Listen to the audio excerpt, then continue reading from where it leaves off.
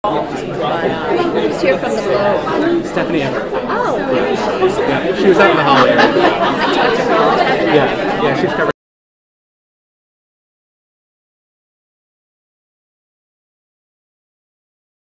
I don't think we're going to get a TV yet. We've got Debra Robbin here, so it's pretty good. And we're waiting for justice. Alright. Anyone have their... Yeah.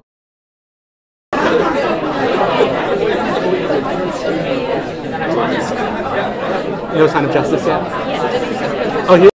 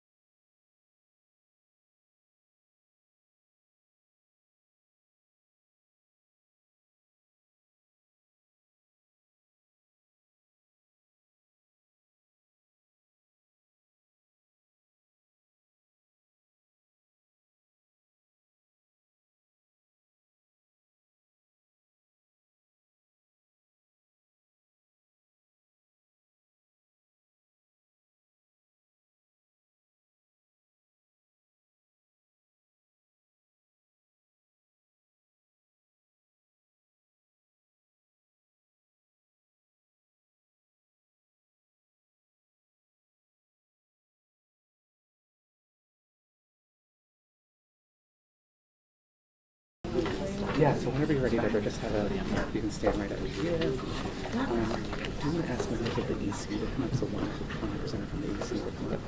Yeah. Can I actually, before we get started, can I have members of the Freedom for All Massachusetts Executive Committee come on up to be represented up here?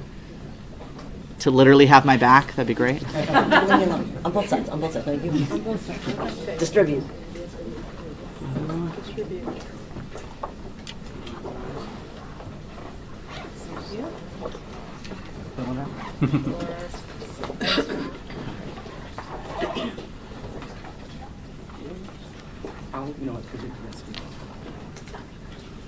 All right.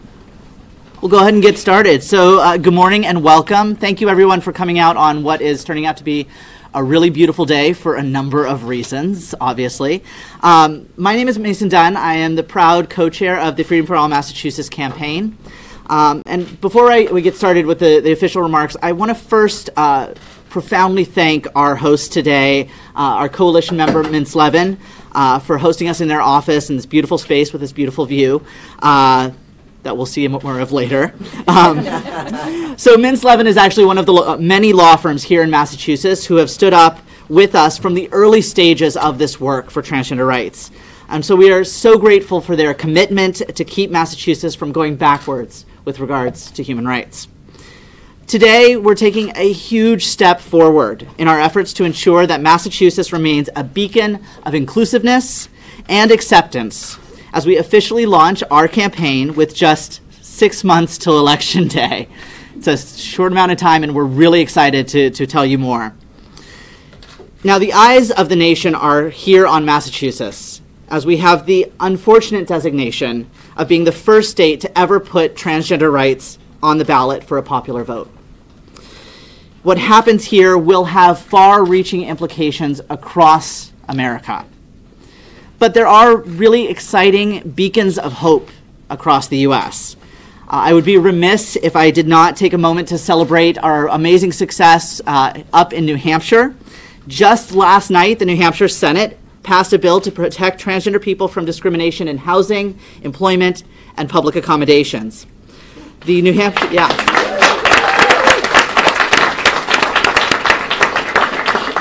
That bill now goes to the governor's desk up in New Hampshire, and he has committed to sign the bill. And that'll make our neighbors to the north the 19th state in the nation and the last state in New England to pass these protections. This is amazing progress. Not only have we seen progress up in New Hampshire, we also recently saw progress in Anchorage, Alaska, that also passed trans public accommodations through a local vote to ensure that trans people have access to public spaces. Now, focusing back down here to Massachusetts, it was just two years ago, in 2016, that our own state passed historic legislation to protect transgender people, like me, from discrimination in public places like libraries, parks, and medical offices. And yes, it does also include restrooms and locker rooms. But let me be very clear about that point. This law is far more than restrooms and locker rooms. It is about ensuring that transgender people and the transgender community can live with dignity and respect in all aspects of public life. Unfortunately, that 2016 law is now at risk of being repealed. After Governor Baker signed the law in 2016, a small number of opponents gathered the minimum number of signatures needed to put that law on the ballot for repeal. Today, we officially launched the campaign to ensure that dignity, privacy, and respect for all people in Massachusetts continues to remain the law.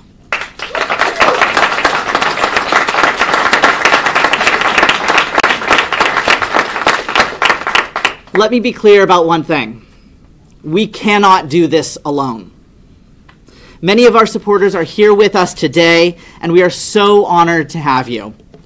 There are literally too many supporters for me to begin to list, so you can take a look at the slide behind me to see some of our amazing coalition partners who are joining with us to do this work and to defend our rights. I'd also like to take a moment to acknowledge our lead coalition partners that make up the leadership of the Freedom for All Massachusetts campaign. And many of those are represented behind me, including the ACLU of Massachusetts, Bagley, the Boston Alliance for LGBTQ Youth, Freedom for All Americans, GLAAD, the Human Rights Campaign, Greater Boston PFLAG, myself, the Massachusetts Transgender Political Coalition, and Mass Equality. We also have HRC on that list, so thank you. Yes, I did mention you. My apologies. Reading too fast. I also want to talk a little bit about the importance of bipartisan support for this work. We have so many elected officials who have joined with us to say that transgender rights and human rights here in Massachusetts are a priority. That includes our governor, Charlie Baker, who has publicly voiced his support, for upholding the law. He also signed the law back in 2016. In addition to Charlie Baker, one of our biggest champions in 2016, and somebody that I have the honor to work with on a regular basis, it was none other than the House Speaker, Robert DeLeo.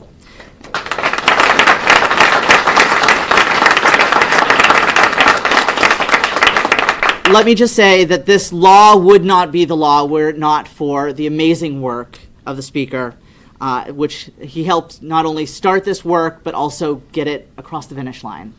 So thank you, Mr. Speaker, and I'd love to invite you to the stage.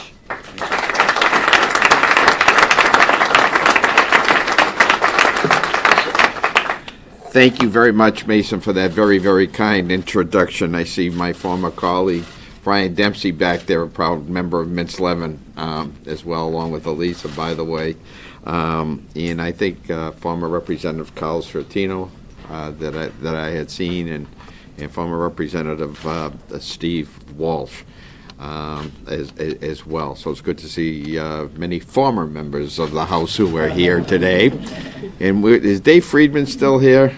Yes. Dave Friedman from the Boston Red Sox, by the way. I only mentioned him because this past Saturday I had the honor of throwing out the first pitch at the Red Sox game because of my support in our fight against autism. Actually, that was really the reason I was given that honor. But I just want to let you know I threw a strike.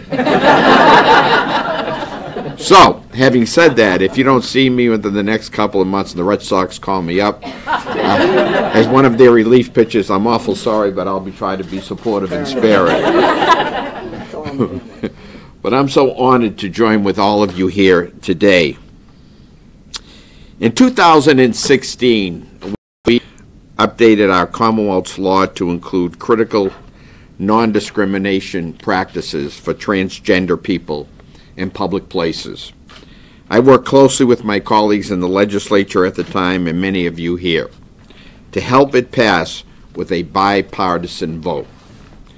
Here I'd like to also recognize Kasey Suffredini, who has been a friend and a trusted advisor to me and to the House. And I also want to sincerely thank her for her support and her advice during this critical period of time. Thank you very much, Kasey. Kasey, he has been just an unbelievable friend, and I consider him to be one of the people, again, to be fortunate to get to meet during this process. The victory was one of the proudest moments of my career as Speaker of the House. I think that's due to the people I met along the way who educated me and bravely shared their stories. In a state famous throughout the world for its leadership and historic civil rights victories, the 2016 bill was a milestone. I want to again emphasize that it was a bipartisan victory that was achieved with the help of people across all segments of society and from all walks of life. When we worked on the law, I had the chance to meet with many young people who were among its most effective voices in its favor. Now, the safety and security of many of us here in Massachusetts is under threat by a ballot question in November. This November, voters are going to be asked to whether to uphold these basic protections for transgender people. This will be the first time that the issue of transgender rights will be on a statewide ballot in our country. We cannot lose this vote. We can't go backwards. We have to show the world what Massachusetts stands for.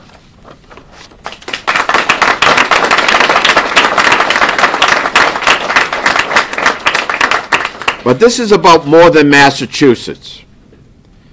Going backwards would send a huge anti-civil rights message across this country from our state. That's not Massachusetts. That's not what we're about. In the coming months, we have to do what the House did in 2015 and 2016. Build understanding about transgender people and fight deceptive and hateful claims.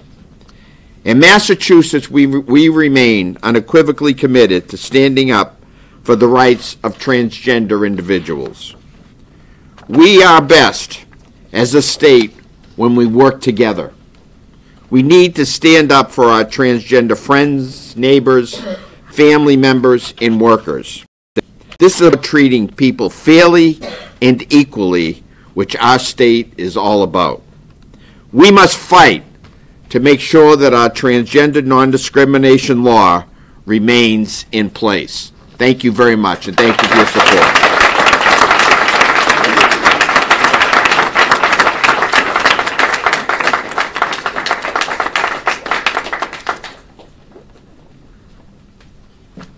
Up next, it is my profound honor to introduce somebody who's not only an amazing advocate, but somebody I'm lucky to call friend, Justice Williams. Thank you.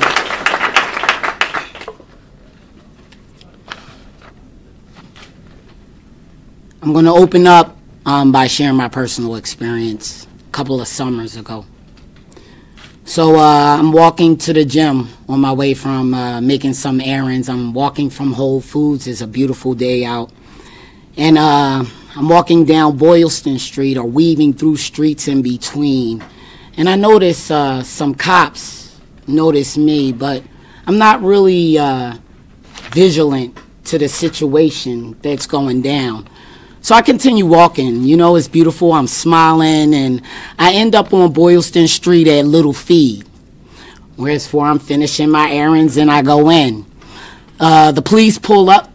They follow me into the Little Feed, and they begin to ask me questions about where am I coming from, what are you doing, things like this, of this sort, harassing me. And I generally just stated I was running some errands, sir, and I just came from Whole Foods. And they immediately pulled me out of the store, asked me for ID. Where this is beneficial for me is that it's on Boylston Street, and at the time that this incident occurred, a train let out where it was very busy. People were walking home from the Stony Brook destination, and they're walking up towards my way, and they see the situation happen, and they begin to speak up. What's going on? What did this gentleman do?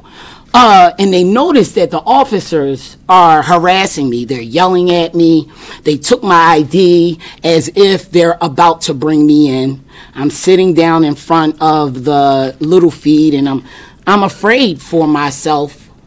I was afraid generally about what was going to happen, but my fear was lifted. It was lifted by a community that spoke up around me. It was lifted because I felt held at that moment where I felt fear.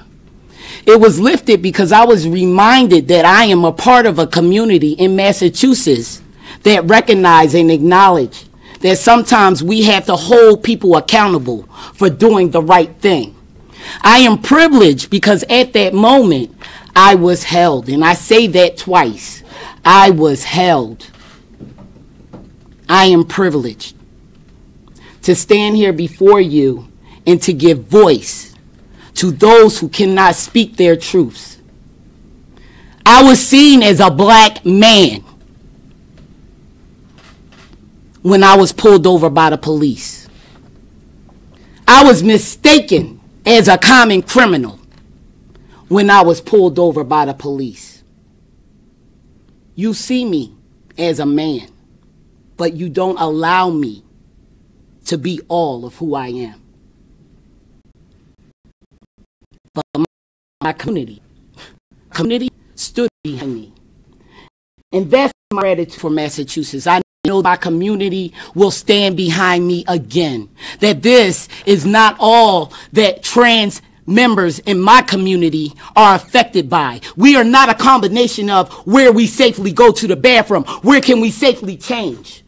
We are a culmination of intersectionality. We touch all of the lives of the people in Massachusetts. We are affected by the oppressions of all of the lives here in Massachusetts. And I am privileged to say that I am part of a community that speaks up and speaks out. I am privileged to say that I am part of a community where I have no fear, where this comes up to a ballot and people will make the right choice.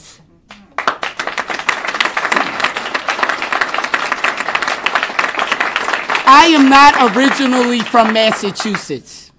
Massachusetts has become, I am glad that you said safety, my safety zone.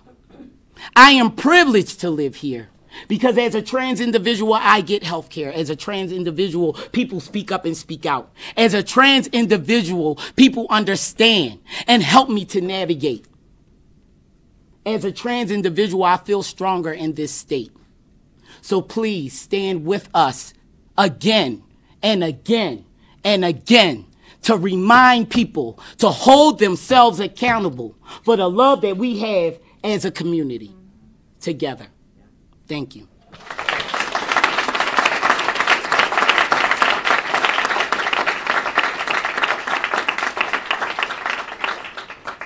Wow, I'm not sure how I am privileged to speak after you. Very, very powerful words. Thank you. I'm Jeanne Talbot. Good morning to all of you. This is my daughter, Nicole. So I'm here as a mom. Nicole is a sophomore in high school. She's learning to drive. She has dreams of being on Broadway. She'll be there. You watch. She spends too much time on social media and sometimes doesn't finish her homework. So she is a typical teenage girl, I can assure you. It's true. Nicole is also transgender, and so for us, the ballot question isn't just a yes or no box. Let me explain why. Nicole and I got up this morning on the North Shore here in Massachusetts, and we headed out the door. We stopped at a coffee shop. We put gas in my car. We had some breakfast. And then we parked in a parking garage and jumped on the commuter rail to North Station. And we paused there in the TD Garden and reminisced for a moment about Nicole's performance at the Bruins game a couple months ago, singing the national anthem, which was absolutely surreal. And then we took the orange line and the red line to be here with you today. We were wearing heels, so we did not walk through Faneuil Hall or stop at Sephora to spend Nicole's allowance. But that is what the November ballot question is about. If you think about those 2 hours from the North Shore to be with you today, the coffee shop, the gas station, the parking garage, the train, the subway, a major sports venue, a makeup store, maybe later. Public accommodations goes way beyond those 2 hours of Nicole's day today. It's every hour of every day of her life here in Massachusetts. A hospital or a medical office where she might need care if she's sick. The theater where she'll perform or enjoy a performance. The beach, the park, a gym, a restaurant. For some voters in Massachusetts, the November ballot question asking whether to continue treating transgender people equally means little to them personally. But for me and my daughter, it means everything. It's protecting her and thousands of other transgender people from discrimination in everyday places where they go every day and everywhere throughout our great state. It's where Nicole creates her life and pursues her dreams. Is there any reason that Nicole should be denied service or access to those places? Absolutely not. Of course not. And that's why the law was passed 2 years ago and why it needs to remain. I encourage everyone to stand beside us and many other families with transgender children and vote yes to protect kids just like Nicole. Thank you.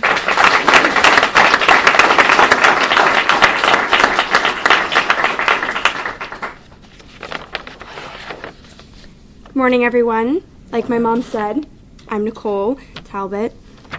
I'm here today not because I'm missing school, but because of how much work I and so many others have done 2 years ago to get this bill, and which is now law, passed, which is public accommodations. This law protects my right to a happy life, to fulfill all of my dreams and my ambitions. I had rights before this law was passed, but they could be taken away from me just because someone does not respect or acknowledge who I am.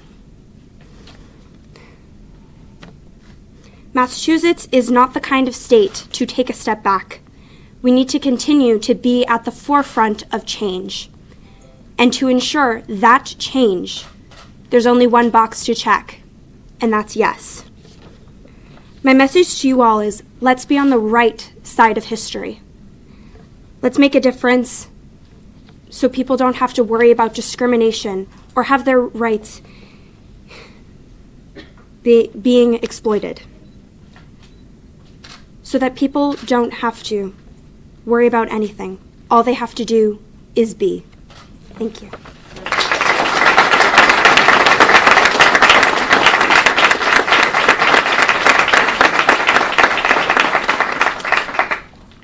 Good morning. I'm very touched to follow these amazing speakers. My name is Debra Robbin. I'm Executive Director of Jane Doe, Inc., the Massachusetts Coalition Against Sexual Assault and Domestic Violence. On behalf of our board, our 56 members, it is my honor to be with all of you today. Jane Doe, Inc. is the only statewide membership coalition of sexual and domestic violence organizations in Massachusetts. Our membership across the Commonwealth provide life-saving services, promote awareness and prevention, and work to improve the responses and options for survivors statewide. As a social justice organization, we are committed to addressing the root causes of gender-based violence and promoting justice, safety, and healing for survivors. We are also a passionate, longtime supporter of the Massachusetts transgender non-discrimination law. This law is about ensuring dignity and basic protections for every Massachusetts resident and provides explicit protections from discrimination in all public places. Why do we, as an organization committed to preventing gender-based violence, feel so strongly about affirming our state's transgender non-discrimination law? Because we know that domestic and sexual violence and transphobic violence disproportionately impacts the health, well-being, and lifespan of transgender people. Because we understand that transgender survivors of sexual and domestic violence are not only impacted by violence and abuse, they are also greatly impacted by multiple oppressions, including transphobia, which actually perpetuates harassment, discrimination, and violence, and that queer and trans people of color are at even greater risk. According to the CDC, 47% of transgender people reported experiencing sexual violence in their lifetime. And because we rely on facts, not ignorance or fiction, such as the falsehoods put forth by the opponents of the transgender non-discrimination law, who are manufacturing the fear of sexual violence at the hands of transgender individuals. We can't let that happen. We know that sexual violence is not commonly committed by a stranger in a bathroom, but by someone the victim knows and often trusts. Research has shown that 73% of sexual assaults are perpetrated by non-strangers. Jane Doe, Inc. believes that stripping basic protections from transgender people does nothing to protect adults or children of any and all genders from violence. Our current law does not diminish safety and does not make restrooms and locker rooms unsafe. There is nothing in the law that facilitates indecent or unsafe behavior. We already have these laws in place to address actions that invades people's privacy or cause harm. If we want to support and prioritize the safety of everyone, then let's explicitly include transgender people in that message. Let's support organizations committed to preventing violence against those who are most vulnerable. Let's ensure that everyone can go about their daily lives without fear of discrimination or oppression because of their gender identity or expression. I'm so pleased to be here with some of my colleagues from Jane Doe who are here with us today. We crafted the statement together. And Jane Doe, Inc. has added our name and our voice to encourage others to vote yes on this ballot question in November, because the truth is the Massachusetts transgender non-discrimination law is more about equity than fear, more about safety than violence, and says more about our humanity than anything else. Thank you.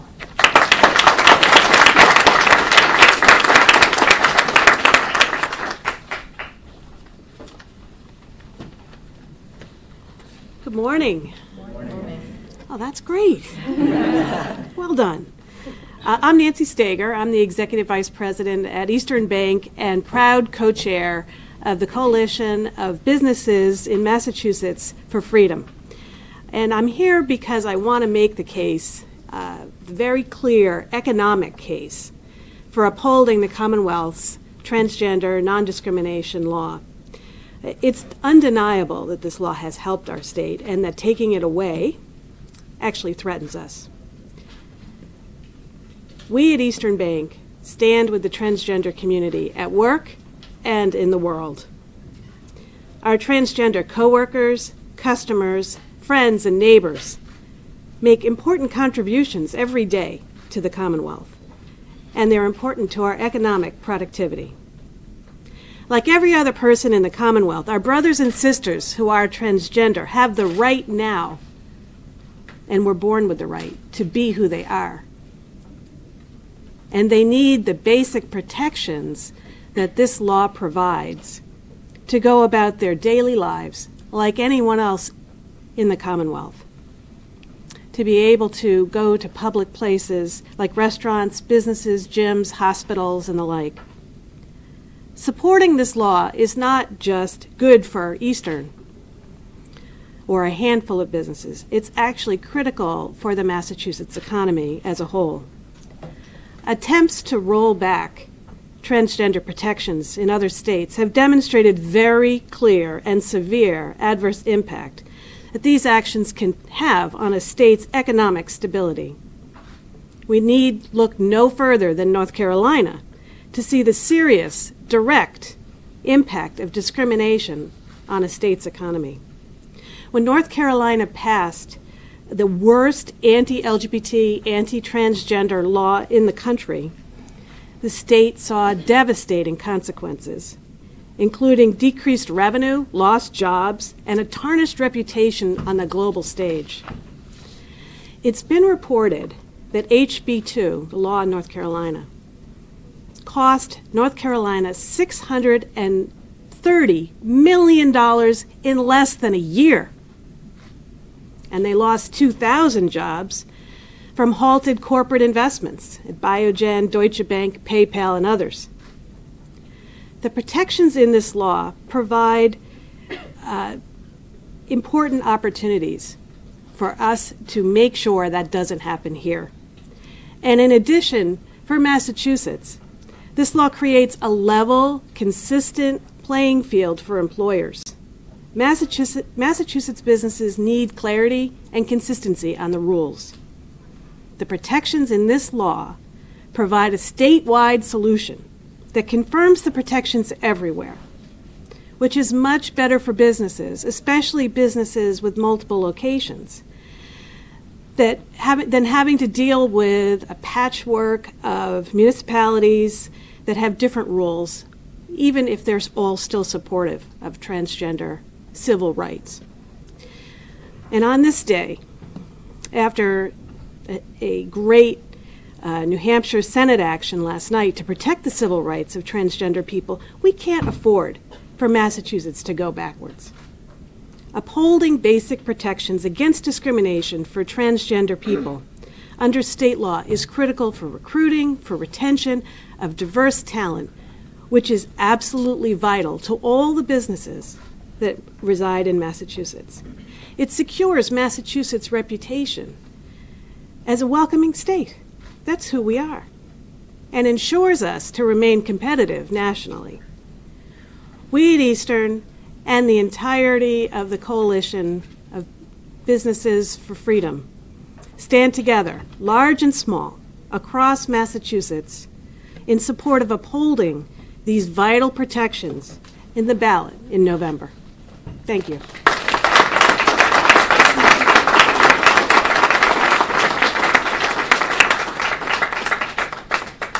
Good morning.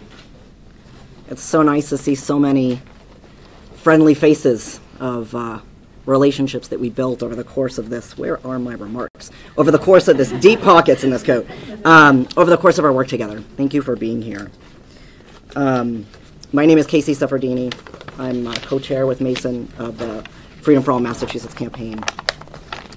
I am so energized by the collective power that is in this room this morning, and the collective power that it represents across the Commonwealth and what we're going to be able to do together this year on this fight. I was in New Hampshire last night to witness history being made there.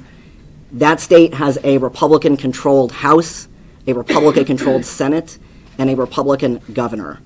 And the message that that vote yesterday sent, which is effectively sending it to the governor who has said he'll sign it, is this is not a partisan issue. It is not about political affiliation.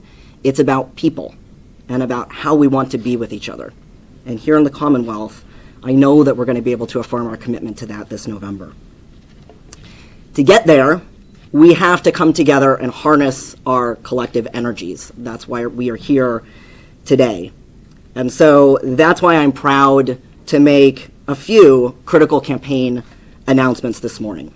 First of all, today we can announce that we have signed on more than 1,000 coalition partners and growing.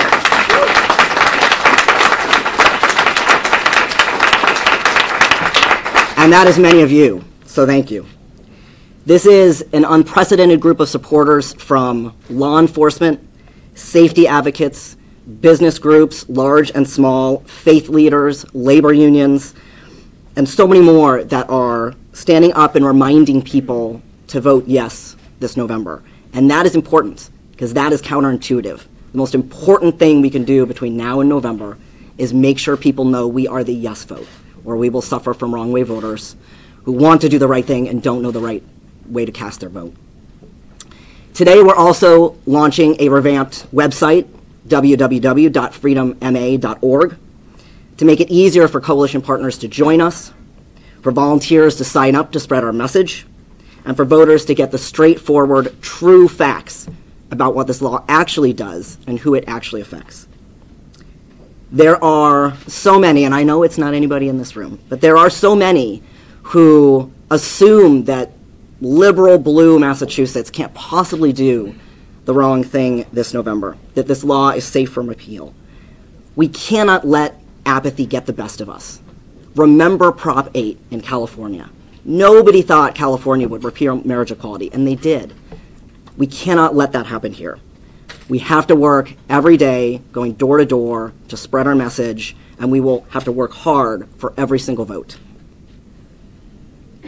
We're going to meet as many of those voters as we can by going door to door across Massachusetts.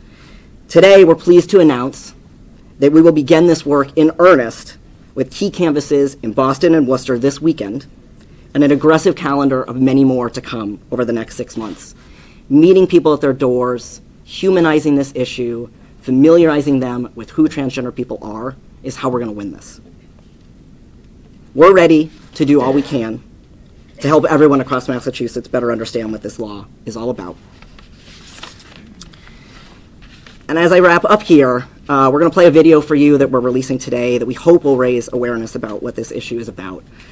But before I do that, I want to close with a message directly to transgender people in this Commonwealth, and particularly our transgender youth. And I'm going to try very hard not to get emotional as I do it and pretend to be the robot I pretend to be.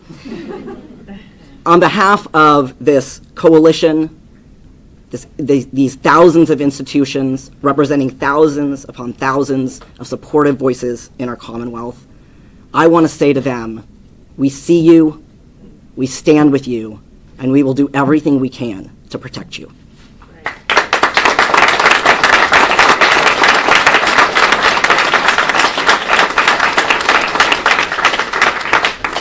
I believe, and I know everybody in this room believes, that the heart of this Commonwealth is big enough to include all of its residents, including those of us who just happen to be transgender. So, we're going to show the video in a second. After the video, we're going to take a group photo, so nobody totally go away. And then we're going to hold a break for coalition partners. So for those who can stay, thank you everybody for being here. For those of you that can stay, we'd love for you to stay a little longer so we can give you some updates about what we're up to. So with that, let's play the video.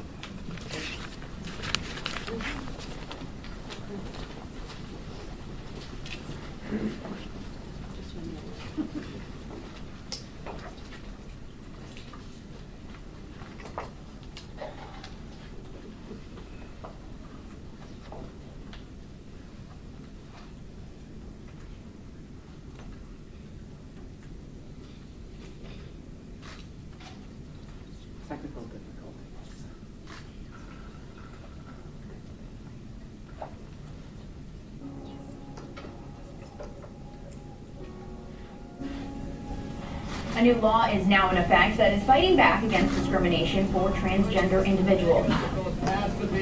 It's more about dignity, respect, and the ability of our youth to be able to grow up in a world where they're accepted. I'm a transgender male, which means that I was born female, but I knew from a very early age that I was not a girl. Eventually I transitioned to live every day as the person that I've always known inside of myself to be. The law basically bans places like restaurants and businesses from discriminating against transgender people. Nicole and I were in the chamber when the law passed, and it was one of the most exhilarating experiences. I was so happy. I felt like everything, just like all the fear of looking back over my shoulder was gone. Having full protections under the law makes me actually feel like I'm not a second-class citizen.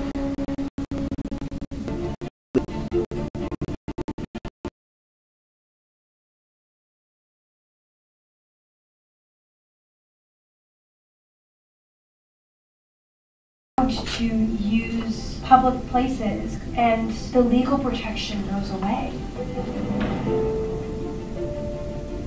The thought of this law being overturned in 2018 is paralyzing to me. The discrimination at work, in schools, in public spaces, the violence that transgender people experience. If I talk to another parent, I say, would you want your child's rights to be restricted? We should be publicly accommodating. We shouldn't discriminate against people. I don't want the younger generation of trans females to go through what I went through. Transgender rights are human rights.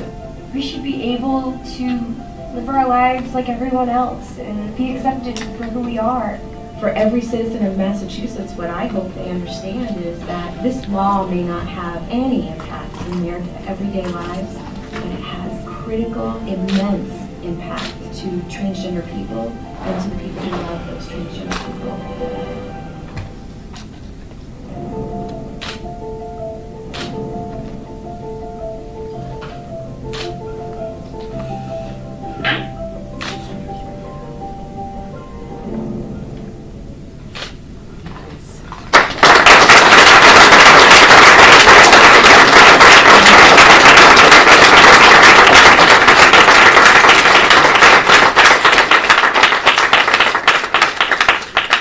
Love to do a group photo and include everyone who's here in the room. So I think maybe what the best thing to do, and Christine, I'll actually, maybe everyone could just stay seated and we could ask the folks who are standing